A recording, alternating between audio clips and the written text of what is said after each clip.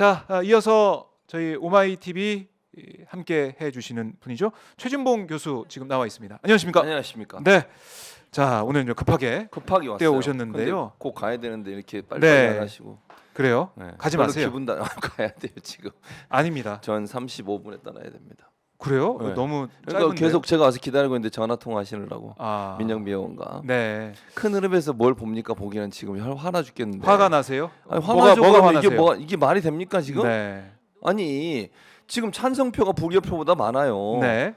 그리고 지금 이렇게 되면 앞으로 어떻게 되겠습니까? 제가 볼 때는요, 이 정도의 모습을 보였다고 하면 비명계라고 하는 사람들 이제부터 목소리 본격적으로 내겠다는 의도라고밖에 안 보여요. 이게 간을 보는 겁니까 지금? 제가 볼 때는요, 이거 이 정도로 나왔다고 하면, 아니 지난번에 의총 끝나고 서른원이 뭐라 그랬습니까? 나와서 다 부결해야 된다 이렇게 얘기했잖아요. 의총에도 그런 얘기 했다고 자유 이제 토론 시간에. 네. 그래서 얘기했죠? 결국 당론을 정하지도 않고 그냥 네. 이렇게 넘어간 거 아닙니까? 자율투표를 하자고. 최소한 민주당 표는 나와야 되는 거 아니에요? 지금 아니 찬성이 더 많아요 부결보다 네. 반대보다. 이런 상황이 올 수, 난 도저히 이해를 못 하겠어요. 아니 그러니까 그 전에 숨죽이고 있던 분들 또는 비명계라고 얘기하는 분들 뭐 그런 분들이 네. 본격적으로 저는 본인들의 어떤 그런 세력화를 시작한 게 아닌가 하는 생각이 들어요.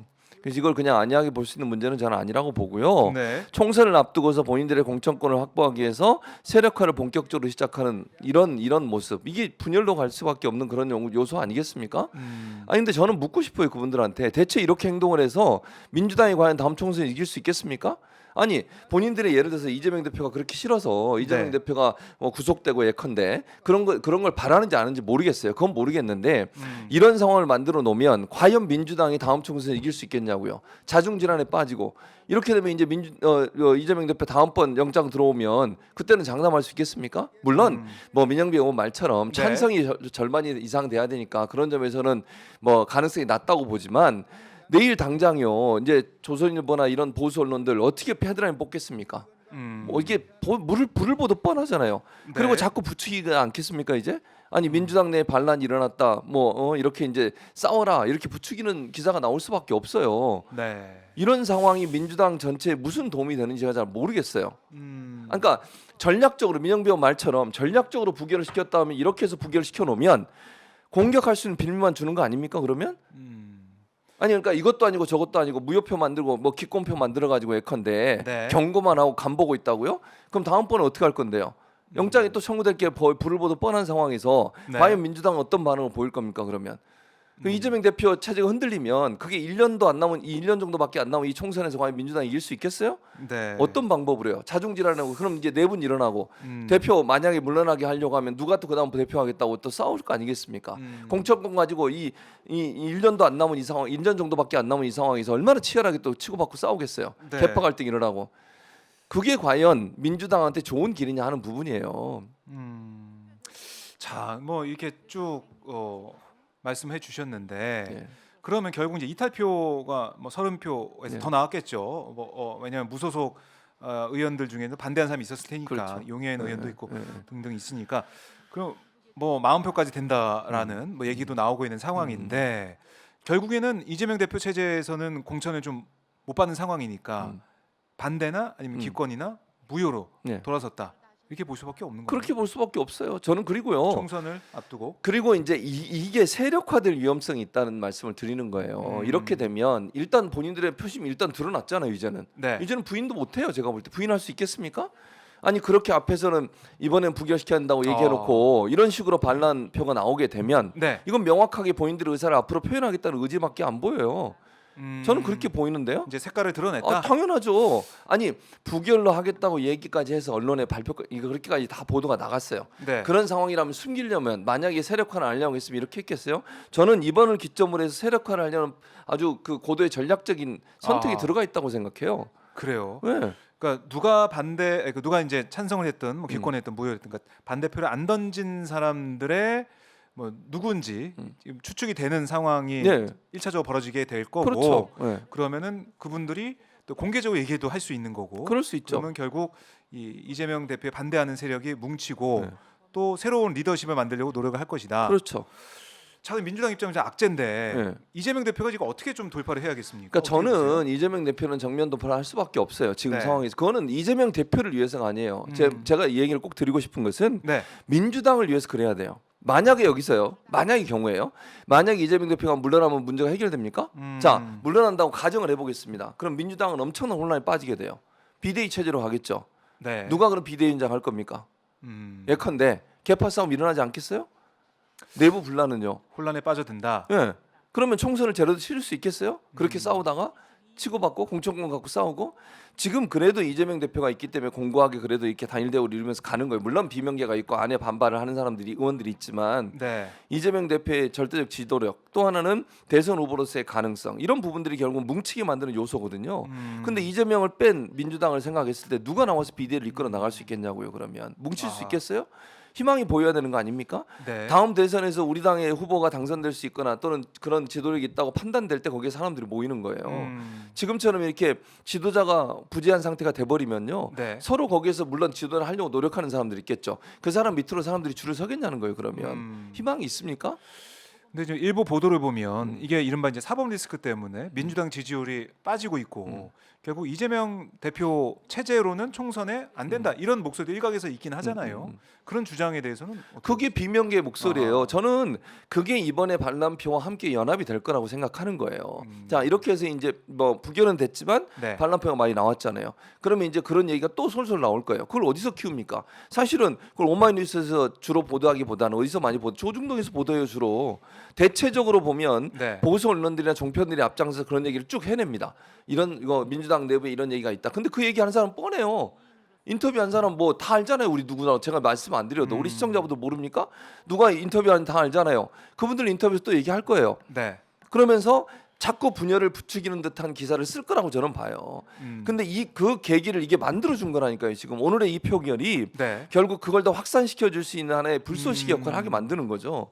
그게 이게 분기점이라고 저는 보는 거죠. 분기점이다. 이 분기점을 기점으로 해서 세력화를 할 거고 이낙연 대표의 어떤 예를 들면 뭐 한국 정치 복귀라든지 이런 부분들도 함께 논의가 되지 않을까 하는 생각이 들어요. 최근에 뭐 이낙연, 정세균 이런 분들의 이름 또 김부겸 뭐 이런 이름이 나오고 있잖아요. 지금 네, 언론에 등장하더라고요. 대안으로 그게 네. 어디서 나오는 겁니까 대체? 그 얘기가 대체적으로 저 조선일보나 이런 예. 보수 언론이나 보수 종편들이 나오는 얘기들이에요. 음. 그런 분위기를 누가 만드냐고요. 이제 이재명 대표가 이제 성남 FC 의혹 포함해가지고 3번 음. 검찰에 나가서 조사를 받았습니다. 예. 그리고 영장 검찰 청구한 내용을 보면 뭐 173페이지, 174페이지 하고 있지만 그 내용을 보면은 많은 분 보셨겠지만은 문제가 있다 영장에 대해서. 그렇죠. 결국에는 이 정적 제거, 정치 보복 아니냐라는 목소리. 예. 이런 목소리가 이제 커지는 상황이었는데 그러니까요. 이번에 이런 표결 결과 나오면서 예. 글쎄요, 이 민주당에는 이제 경고 등이 켜진 상황이 됐고 그렇죠. 이 정적 제거, 정치 보복, 윤석열 검사 독재 정권 뭐 이런 비판의 목소리 단일 대우 이게 좀 유지가 되고 있는 상황이었는데 그건 이제 변하지 않은 거잖아요. 그렇죠. 그러니까 이 검찰의 무리한 뭐 수사 압수수색 332번 예. 변하지 않는 상황인데 그게 남아 있는 상황에서 이 표결 결과가 그걸 좀 묻어버리는 그렇죠. 거기에 좀 희석이 되는 그런 상황이 될 수도 있다고 보여져요. 그러니까요. 그러니까 지금 말씀하신 것처럼 기본적으로 민주당이 단일 대우를 이루면서 왜냐면 국민들이 볼 때도 이게 이상한 거예요. 증거가 없잖아요. 지금 물적 증거도 안 나오고 있고 증언만 있고 진술만 네. 있는데 그 두 사람의 진술만 가지고서 이렇게 한 사람을 몰아붙여 가지고 범죄자인 것처럼 취급해 가지고 이렇게 얘기하고 있고 그러면 민주당 의원들이 상식적으로 생각해 보면 돼요. 저는 그 찬성표를 던진 사람들이 대부분의 논리가 뭐냐요, 결국은. 왜 체포동의안 그거 뭐 가서 심사 받아봐라. 심사라고 하는 건요. 자, 영장 실질 심사는 실제적으로 자료는 어디서 가져오는 겁니까? 기본적으로 검찰이 내는 거예요. 그렇죠. 영장 청구하니까. 구속해달라고 네. 그런 거 아닙니까? 그러면 검찰이 내놓은 자료를 기반으로 해서 판단하는 건 물론 그 피고인도 피의자도 맞죠. 와서 예. 진술을 할 수 있지만 내용의 근간은 검찰이 조사한 내용이에요. 네. 그러니까 구속영장 청구 같은 경우에는 검찰 의견이 더 많이 들어갈 가능성이 있다는 거예요. 시간도 그렇게 충분하지 않고요, 기본적으로. 그런 상황에서 법이 완전히 그러면 이렇게 물어볼게요. 구속영장 청구돼서 구속된 사람이 모두 다 범죄가 다 증명됐나요? 그거 아니에요. 아니죠. 아니요. 나중에 무죄로 풀리는 사람 많아요. 예, 예. 재판 과정에서. 그렇죠. 근데 재판 과정도 이루어지지 않았고 지금의 명확한 증거도 없는 상태에서 진술을 가지고만 이렇게 지금 뭐 막무가내로 뭐 얘기하고 오늘도 보니까 한동훈 장관 그 얘기했더라고요. 실제 그 공익 환수한 게 1,800억밖에 안 된대요. 대법원 판결에서 5,500억 됐다고 우리가 여기서도 얘기했어요. 그렇죠. 그것도 부인하면서 얘기하는 법치가 대법원의 판결마저도 부인하면서 공소사실을 얘기하고 있는 그 공소사실에 대해서 어떻게 찬성표를 던집니까? 네. 대체 그 사람들은 무슨 생각을 갖고 있는 거예요? 자기들의 정치적 이해관계 아니면 그렇게 행동할 수 없다고 저는 봐요. 냉정하게 정말 공소장이 얼마나 부실하게 돼 있는지 그게 네. 정말 이재명 대표가 범죄를 했다는 어떤 증거도 없는 상태에서 지금 상황에서는 진술만 있는 상태에서 그걸 믿고서 거기에 찬성표를 던집니까? 그게 과연 상식적인 생각을 하는 사람들의 태도냐고요. 그래서 저는 이번에 찬성표를 던진 사람들이 정치적 목적이 있다고 본다니까요. 결국에는. 그냥 저는 이거 뭐 그냥 단순하게 상식적으로 판단한 게 아니라 네. 정치적 이유와 목적이 있었기 때문에 그런 행동을 한다고밖에 볼 수 없어요. 자, 그런 정치적 목적과 행동이 지금 보이고 있다라는 해석을 해주고 계신데 그러면 정의당 얘기도 좀 잠깐 해보면 체포 동의안 여기에 이제 가결 얘기했죠. 그러니까 이 불체포 특권 이거 내려놔야 된다. 당당하게 가서 조사 받아야 되고 불체포 특권이라는 것은 내려놓기 위해서 여러 가지 뭐 공약도 나왔고 대선 공약도 있지 않았냐라는 얘기를 하고 있어요. 예, 그렇죠. 이런 주장은 좀 어떻게 보셨어요? 아니 불체포 특권은 헌법이 보장된 권리예요. 네. 제가 지난번에 여기서 대통령이 형사소추, 불소추 특권도 얘기한 적이 있습니다. 그걸 내려놓으라 그럽니까? 내려놓습니까? 내려놓으라 그러면? 그러니까 이게 이제 특권이라고 단어가 돼 있다 보니까 그렇죠. 예. 뭔가 국회의원이 가지면 안 되는 특혜인 것처럼 보이죠. 그게 아니고 헌법이 똑같이 보장된 거예요. 대통령은 내란이나 이게 아니면 불소추 네. 특권, 그러니까 소추받을 수 있는 특권을 갖고 있어요. 그거 지키잖아요. 대통령이 지금 여러 가지 고소고발된 것도 있고 공직선거법 관련해서 이런 부분들이 있음에도 불구하고 지금은 전혀 수사를 받지 않아요. 왜냐하면 네. 불소추 특권이 있기 때문에. 그러면 국회의원한테는 이 특권이라고 얘기할지 아무튼 권리를 줬어요. 이 권리가 헌법에 보장된 권리예요. 네. 그러면 지금 원칙대로 따지면 어떻게 해야 돼요? 그 권리에 따라 절차를 밟고 있는 거예요. 자, 국회의원의 회기 중에 체포영장이 발부가 됐어요. 그럼 어떻게 해야 돼요? 법에 있는 대로 해야죠. 네. 그게 뭐 잘못됐습니까? 대체 뭘 포기하라는 거예요? 그럼 그 법에 있는 거 그냥 안 하겠다고 하고 아하. 그냥 회기를 열지 말고 일부러 이래가지고 체포되게 해야 됩니까? 그게 맞습니까? 아니 법에 있는 대로 하고 그걸 법치라고 얘기하고 상식이라고 얘기하는 거예요. 그걸 하는 게 뭐가 그렇게 문제라고 얘기를 하는 거죠 대체? 그리고 지금의 상황이 그러면 정말로 누가 봐도 명백하게 범죄 사실이 입증된 상황이라면 모르겠어요. 그럼 그런 주장할 수 있다고 봐. 네. 이거는 많은 국민들이 정치적 탄압의 성격이 강하고 이재명 대표를 정적으로 보고 정적을 제거하기 위해서 현 정부가 검찰을 이용해서 정치적 탄압과 압박을 하고 있다. 네. 이런 이미지를 갖고 있는 분도 많아요. 왜냐하면 증거가 명확하지 않으니까 국민들이 납득할 만한 물적 증거가 없으니까 네. 그때 쓰라고 불체포 특권이 있는 거예요. 정치적 탄압으로부터 벗어나게 하려고. 네. 근데 그걸 하지 말라고 하는 게 말이 되냐고요. 돈의 흐름이 없는 뭐 그런 영장 청구였기 때문에 네. 그런 지적과 비판이 나왔었고 그러다 보니까 영장 청구를 뭐 계속 이번에 부결되더라도 할 거다라는 얘기가 나오고 있는 건데 어떻게 하겠습니까? 검찰에서는 검찰은 제가 볼 칠까요? 때 또 할 거예요. 또 한다. 이게 이 보세요. 지금 한 번 쳤는데 이렇게 제가 성과라고 표현한 건 검찰이나 국민의 입장에서는 엄청난 성과예요. 정치적으로 보면 공격할 빌미를 너무 많이 가졌어요. 지금 그렇게 네. 된 거 아닙니까? 내일 제가 내일 한번 헤드라인 쫙 보세요. 조중동 헤드라인 어떻게 나오는지. 반란표 민주당 뭐 내분 사태 뭐 이렇게 나올 거예요 분명히. 네. 그걸 바라는 거겠죠. 이거 아하. 한 번 쳤는데 이게 나오면 계속 이 방법 쓰지 않겠어요? 그러면 점점점 이게 많아지면 많아질수록 지금 현재 그래도 뭐 애매모호한 태도를 취하는 사람들도 저는 명확하게 본인들의 색깔을 드러낼 거라고 생각해요. 아하. 그래도 뭐 절반이 될지 안 될지 모르겠어요. 그러나 제가 볼 때는 이런 상황이 돼서 계속 영장이 들어왔을 경우에는 지금보다 더 안 좋은 상황으로 갈 수 있는 위험성도 있다. 물론 지금 남아 있는 138명인가요? 우리가 이번에 137명인가요? 8명인가요? 아, 지금 130, 반대 네, 138명. 예, 이 사람들은 뭉치겠죠. 더 네. 뭉칠 가능성이 있다고 저는 보고요. 다만 이제 나머지 사람들이 좀 더 적극적으로 찬성표의 표를 던질 가능성도 우리는 예측해 볼 수 있다. 지금은 눈치 보고 있고 혹시나 근데 이제 뭐 민영배 의원 말처럼 그런 것도 있을 수는 있어요. 네. 예를 들면 지지자들이 엄청나게 반발하고 공격을 해올 거예요. 그래서 이제 물론 누군지는 모르지만 네. 뭐 이제 그렇게 예상되는 사람들을 향해서 공격적인 발언을 하지 않겠습니까? 그러면 돌아올 수도 있을지 모르겠지만 네. 제가 볼 때는 이미 찬성표를 던졌던 사람들 입장에서는 본격적으로 본인들의 목소리를 낼 거다. 예를 들면 뭐 제가 이름을 거론해서 대단히 죄송한데요. 네. 서른, 조홍천, 박용진 이런 분들이 태도 바꾸겠어요? 아무리 반발한다고? 아니 개딸들이라고 얘기하는 개혁의 딸들이 반발한다고 그분들이 태도 바꿀 사람으로 보이세요? 네. 저는 그렇게 안 보여요. 지금 민영배 의원은 뭐 사람들이 이렇게 하면 바뀔 거다고 하는데 그런 분들은 안 바뀌어요. 기본적으로 태도를. 기본적으로 안 바뀌는 의원들이 있을 것이다. 그렇죠. 그분들이 저는 찬성표를 던졌을 거라고 생각해요. 음. 그분들이 이제 세력화를 할 거고 구체적으로. 뭐 무기명 투표기 때문에 정확히 알 수는 누군지 없지만 모르죠. 물론 그랬을 제가 예를 것이다. 든 거는 그동안 했던 여러 가지 발언들을 기반으로 해서 말씀을 드리는 거예요. 네. 그분들이 했는지 아닌지 저는 몰라요. 그래요. 찬성을 던졌는지 반대를 던졌는지.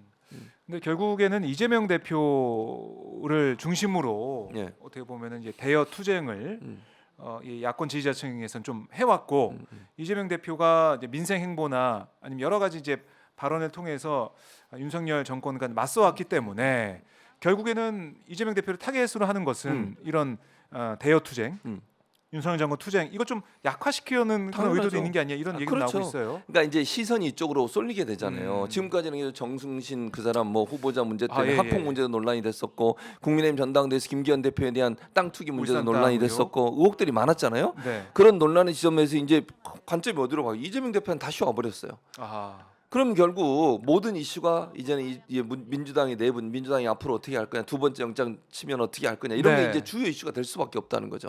그럼 이 이슈는 다 묻히는 거잖아요. 국민의힘 관련된 이슈들은 다 묻히게 돼요. 네. 근데 이게 민주당한테 유리한 이슈냐고요. 지금 이슈로 본다면 민주당한테 불리한 이슈잖아요. 이거는 누가 봐도. 그렇죠. 이런 상황이 되는 것이 과연 왜 나는 그래서 제가 이해가 안 되는 게 찬성표를 던진 분들은 대체 뭘 생각하고 이러는지 모르겠어요, 진짜. 아, 그러니까 이해는 돼. 공천권 때문에 그렇다고 그거죠. 결국에는. 근데 그게 본인들한테 절대 도움이 안 돼요. 민주당이 뭐 무너지거나 만약 민주당이 타격을 받으면 네. 그 사람들한테 도움이 되겠어요? 그래가지고 무슨 반대의 급부를 얻겠다는 거죠, 본인들이? 같이 망하는 거예요. 그래요. 자멸의 길로 가는 거고. 자멸의 길로 가는 모습이다.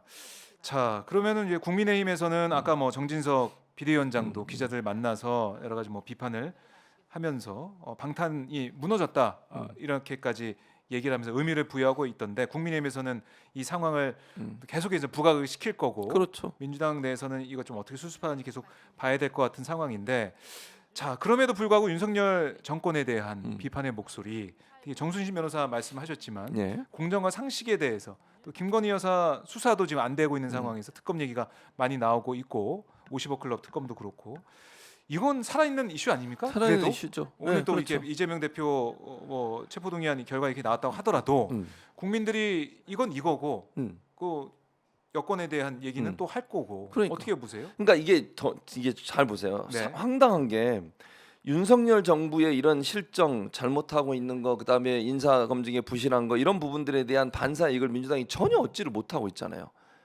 그런 상황 아닙니까? 네. 그러니까 지금 윤석열 정부가 하는 행동을 보면 국민한테 계속 비판받을 행동이 너무 많아요. 네. 그러면 거기에서 반사 이익을 민주당이 얻어야 되는 거잖아요, 기본적으로. 근데 민주당이 그렇게 못하는 이유가 왜 이렇게 분란이 일어나고 내분이 결국에는. 일어나고 내부적으로 싸우고 이러다 보니까 그런 거거든요, 결국은. 네. 그래서 저는 이런 행동이 결국은 좋은 기회와 찬스를 다 발로 차버리는 것이고 그리고 나서 스스로 자멸의 길로 가는 길이라고 봐요. 이렇게 하는 것이. 네. 아니 그러니까 이게 분명히 검찰의 이제 무리한 기소, 그러니까 수사, 압수수색만 계속 하는 모습들 이런 걸 쭉 민주당 내에서도 지켜보고 있었을 텐데 좀 정치인에게는 공천권, 향후 정치 그게 이게 제일 더 중요한 중요한가 봐요. 자기한테 그렇게 제일 중요해요. 그러니까 지금으로 봐서는 그렇지 않아도 뭐 당원들이나 이런 분들이 다 싫어하시잖아요. 그런 분들을 대부분 싫어하셔요. 물론 좋아하는 분도 있겠죠. 네. 그런 분들에 대해서 예를 들면 공천 주면 안 된다는 얘기도 나오게 될 거고 공천 과정에서 그런 부분들이 이제 당원들의 의사가 반영이 되게 되면 네. 또 이제 여론조사 하게 되면 본인한테 안 좋을 수 있잖아요. 그러다 보니까 이제 본인들이 그래도 다음 정치에 살아남기 위해서 결국 본인들만의 힘을 키워야 했다고 생각하는 것 같아요. 그 현 지도 체제 무너뜨려야 된다. 그렇죠. 그리고 결론이. 본인들의 체제가 들어서야 된다고 보는 거죠. 근데 그게 결국은요. 아까도 말씀드렸지만 자기들의 그 이익 때문에 당 전체를 정말 큰 어려움에 빠지게 만드는 일이에요. 네. 그거는 같이 죽는 거라니까 자멸이라니까요. 본인들 살고 나머지 죽는 게 아니에요. 같이 영향을 받는 거예요. 네. 근데 그걸 생각을 못 하고 그 자기의 이익 때문에 당 전체를 어려움에 빠뜨리는 이런 행동을 하는 것이 과연 타당한 거냐는 부분에서 깊이 고민하고 반성해야 된다. 저는 이런 행동이요. 오기로 보이고요. 이런 행동이 뭐라 그래야 되지? 네. 그냥 사리사욕으로 보여요. 이런 행동을 하시는 게. 네. 그게 사리사욕. 정말 근데 저는 당이 살아야 본인들도 사는 거거든요. 네. 근데 그렇게 생각을 안 하는 것 같아. 당이 어찌 되든 나만 살고 보자. 그래요. 자, 뭐 그런 개인주의가 보이고 있다는 말씀이신데 그런데 이게 뭐 어떻게 영장 청구가 더 될지는 모르겠지만 봐야 될 것 같고 그 사안과 별개로 김건희 여사 특검 문제 예. 이것도 그러면 단일 대우가 되겠느냐 이런 우려도 나올 수 있는 거고 그럴 수도 있죠. 이재명 근데 대표 뭐 지도부에서는 이 특검을 이제 강하게 추진하고 정의당 계속 설득하고 있는 상황이지만 예. 이게 또 제대로 되겠느냐 근데 이러다 특검 보니까 문제는 그래도 이제 그 이재명 대표 이 체포 동의안과 다르게 그 네. 부분에 있어서는 반대보다는 찬성으로 돌아설 가능성이 있다고 저는 봐요 기본적으로. 아하. 그러니까 왜냐하면 이 이슈 같은 경우에는 그래도 이제 그러니까 이번에 체포 동의안 찬성권을 던진 네. 사람들 중에도 이 부분에 있어서는 해야 된다고 하는 의견이 더 많다고 저는 보기 때문에 약간 분리해서 대응할 수 있는데 문제는 뭐냐면. 이렇게 돼버리면 단일 대우가 확인이 안 된 상태에서 이걸 과연 추진할 수 있겠냐 하는 문제예요. 만약에 추진했다가 부결이 돼보죠. 어떻게 되겠어요 그러면? 네. 그럼 진짜 이거는 상상을 못할 정도로 후폭풍이 엄청나게 부시달리게 돼요. 그러니까 표 계산이 안 되는 거야 이제는. 네. 이렇게 반란표가 있을 거라고 생각하고 반대하는 사람도 있을 거라고 생각을 하면 뭐를 이렇게 추진할 수 있겠어요 자신 있게?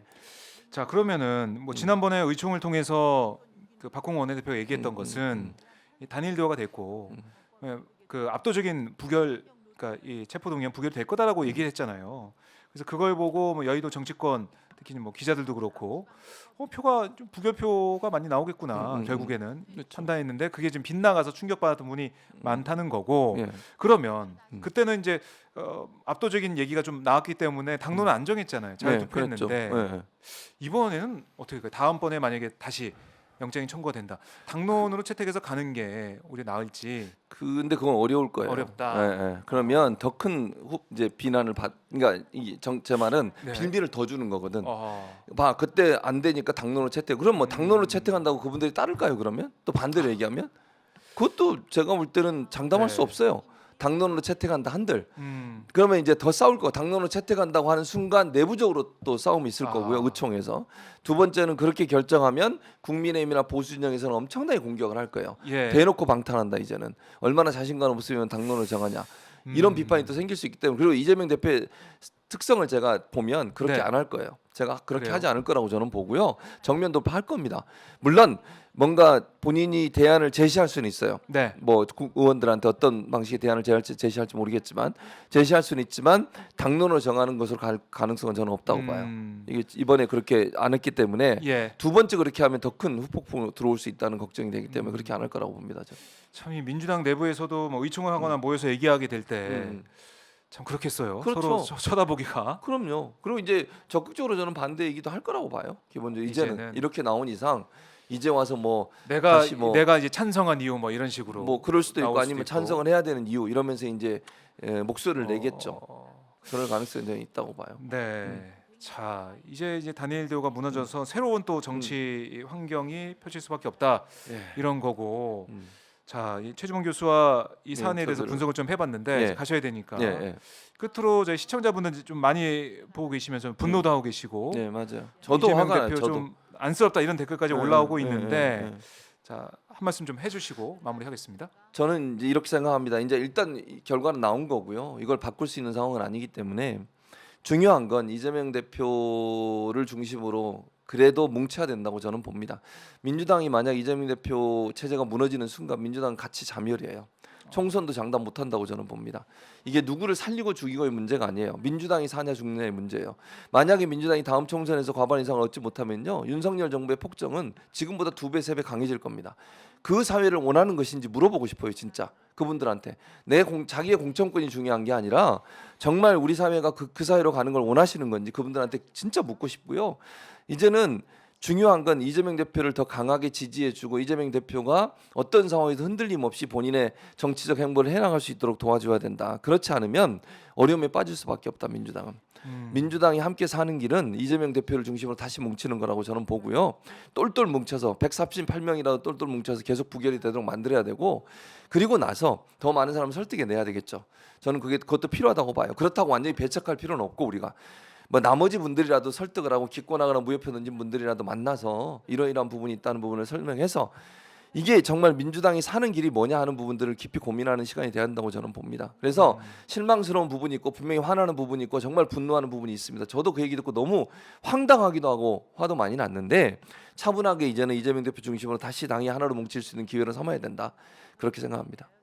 네, 교수님 말씀 잘 들었습니다. 예, 감사합니다. 네, 고맙습니다. 자, 지금까지 최진봉 교수 이제 만나서 말씀을 들어봤는데요. 자, 여러분들 이제 보신 것처럼 민주당 뭐 내부에 어쨌든 이 균열이 일어나고 있는 지점이 시작이 됐다. 이렇게 최진봉 교수는 분석을 했고, 이렇게 된다면 앞으로 이 총선 결과, 총선에서 과반을 민주당이 그러니까 야권에서 하지 못하면 윤석열 정권의 폭정을 저지할 길이 없기 때문에 더 강해진 그런 폭정을 맞을 수밖에 없기 때문에 그걸 견제하는 뭐 그런 상황이 필요한데, 지금 이렇게 단일되고 깨진 상황에서 제대로 되겠느냐 우려를 얘기를 했습니다. 자, 그래서 민주당의 단일대오, 민주당이 또 한 목소리를 낼 수 있는 그런 쪽으로 가야 된다라는 얘기를 들어봤습니다. 자, 뭐 저희 시청자분들 중에 발표했는데 무슨 설득을 해요 이런 얘기도 하고 계시지만, 자, 이재명 대표가 또 이 사안에 대해서 어떻게 입장을 밝히게 될지 오마이TV가 여러분께 전달을 해 드리도록 하겠습니다.